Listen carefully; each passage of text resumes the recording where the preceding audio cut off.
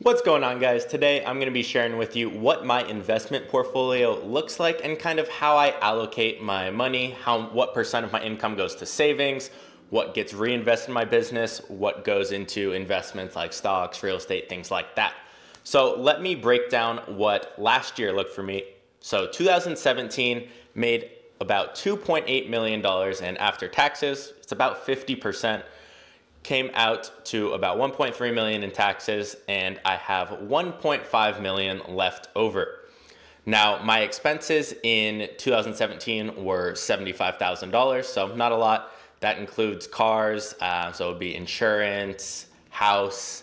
I did not have a house payment for 10 of the 12 months, so that is why that number is pretty low. Now, the money I have tied up in cars right now is $260,000. The money I have in my house, $250,000, bank account, $200,000. Now, there's a reason I keep that lower. I'd rather have less in the bank and more in investments. $200K in the bank is about 2 years of expenses. If something were to ever happen where I make no money, I have 2 years to sell my house, sell cars, and I'd be fine. So that is why I only keep a generally smaller amount compared to what I'm making in the bank. Now, total left for investments after taxes, after expenses, is $715,000. Now, in 2017, I did not have 2 years of self-employment tax return history, which is one of the main requirements when you're trying to get financing, whether it be on cars, on houses, or anything like that. So that did affect my investments. Real estate is one of the main things I want to get into. I want to look into multifamily. I also have some ideas with leveraging the following I have.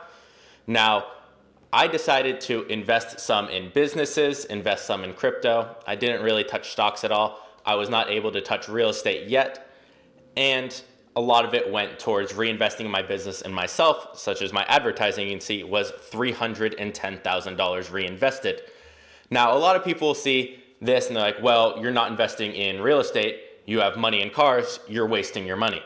Well, little people know the real estate return I'd probably get is about 10% a year, cash on cash return. So if I invest $100,000, I'd make about $10,000 back a year. Whereas if I invest in advertising on a bad month, I can get a 50 to 100% return, 2 times my money normally as average. So I did do this conservative. So that is why the majority of the money is gone into ads.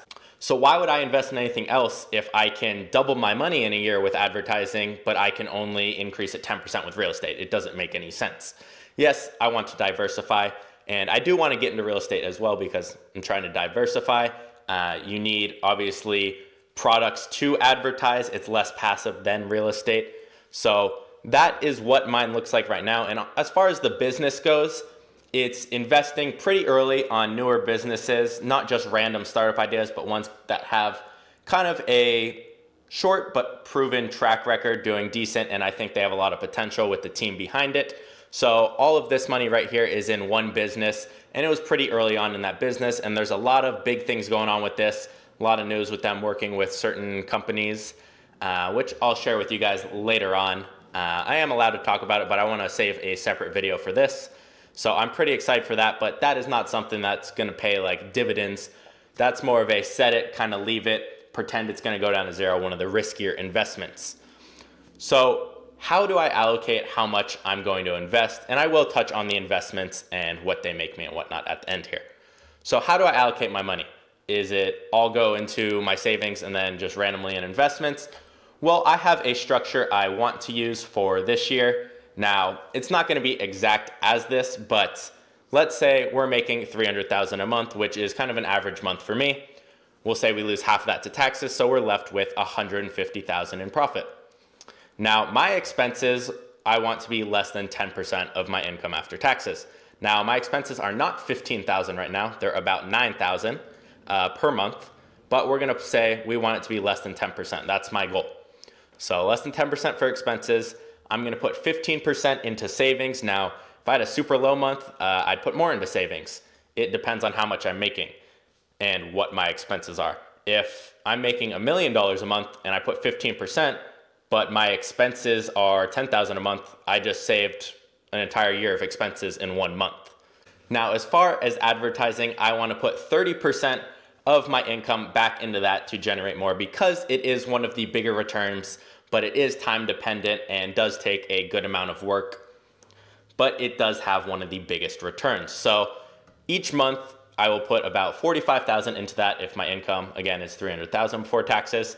Real estate, I want to really grow here. I have money saved up in the bank right now for a real estate investment. I'm gonna start looking in the next month or two to get into that because I just got the tax return, like I was saying, so I can prove income and get real estate investments with lower money down than 40%, which I'd put down on the house I'm in now.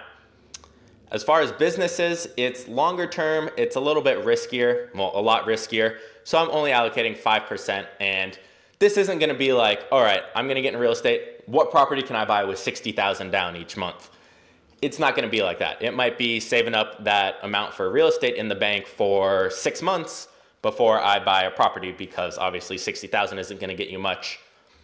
So that comes out to 150,000. So about $110,000 invested between these three right here into straight investments. Now, what would that look like for a year if the income stays the same? So after taxes, we would have 1.8 million left over, since it's about half, we're saying we made 3.6. Our expenses, less than 10%, would be 180, so no problem there. We would have 270,000 saved. We would have put 540 into advertising, hopefully doubling our money over the next couple months at least. Real estate, we would have put in $720,000.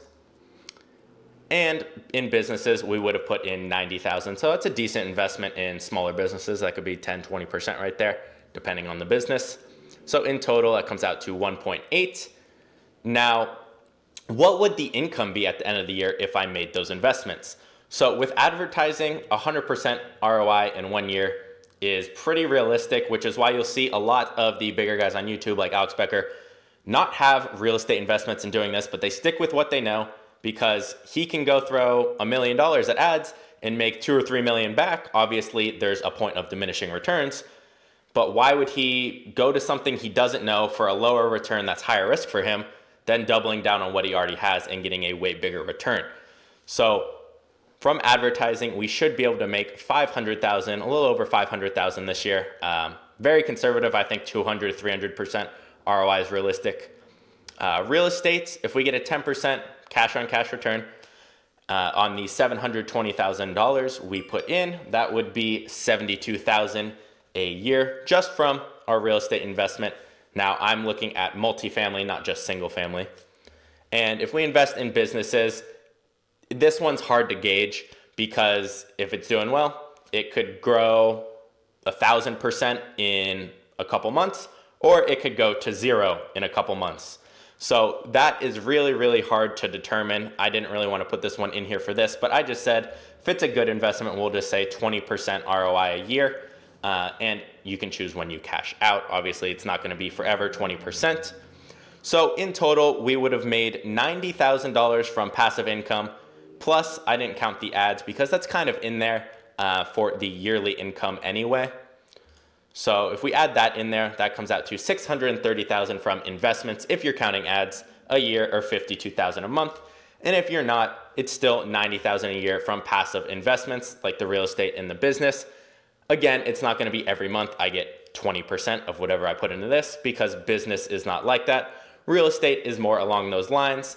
Now, as far as stocks and other things, I have not really looked into those yet because I want to focus more on real estate. That might be something I look into more in the future. As far as crypto, I don't plan on putting any more money in that. I'm holding what I have now for a while.